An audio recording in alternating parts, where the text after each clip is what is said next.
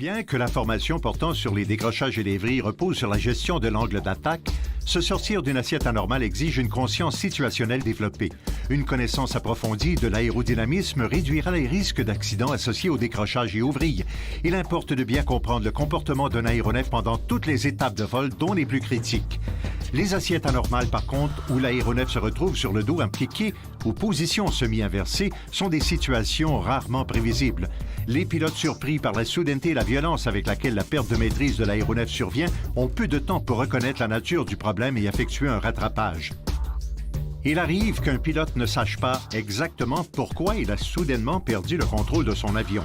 Il devra néanmoins évaluer la situation et effectuer un rattrapage pour retourner en vol en palier rectiligne.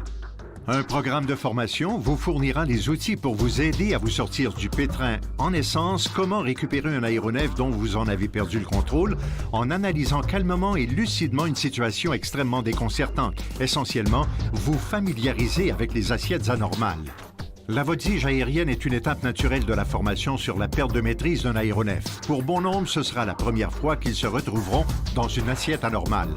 Bien qu'à cette étape, vous effectuerez des manœuvres de voltige aérienne à bord d'un avion de voltige, retenez qu'il ne s'agit pas d'une formation en voltige.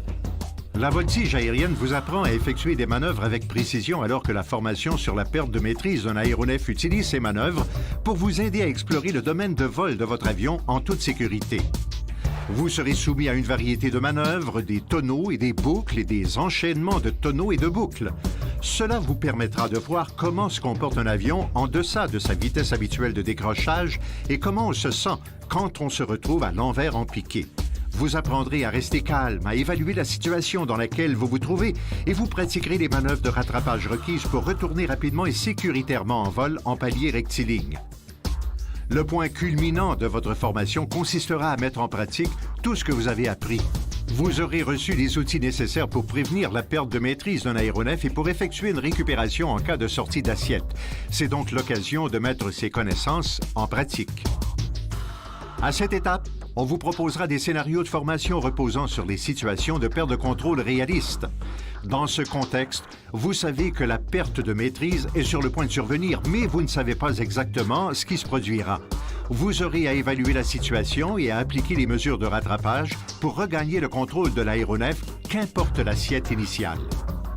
Vous n'avez pas appris à piloter en vous référant seulement à des manuels ou des vidéos, et vous n'arriverez pas à maîtriser les manœuvres de rattrapage de cette façon non plus. Seule la formation obtenue auprès d'un instructeur spécialisé à bord d'un aéronef certifié vous permettra d'acquérir la préparation mentale et physique nécessaire pour faire face à des situations vraiment anormales. Pratiquez ces manœuvres régulièrement en respectant bien sûr le domaine de vol de votre appareil. Vous avez tout intérêt à maintenir votre degré d'habileté en la matière à la fine pointe. C'est seulement lorsque ces techniques de rattrapage auront été bien assimilées que vous pourrez vraiment vous sortir d'une assiette anormale.